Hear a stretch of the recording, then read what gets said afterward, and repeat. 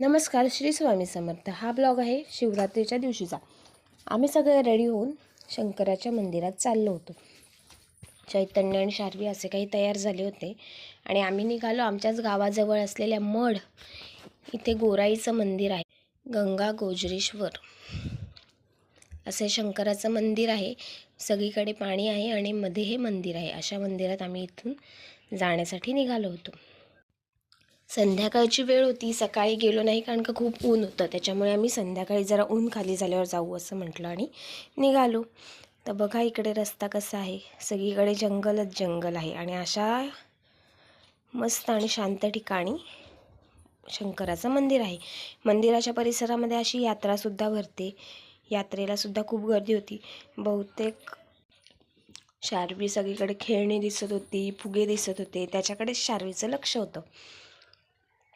पाळणेसुद्धा होते. तर हे बघा, हे आहे ते मंदिर. दोन्ही बाजूला मंदिराच्या सगळीकडे पाणीच आहे आणि संध्याकाळची वेळ होती त्याच्यामुळे हरिपाठ चालू झाला होता आणि शार्वी बघा इकडे कशी विठ्ठल विठ्ठल विठ्ठल विठ्ठल असं करत होती.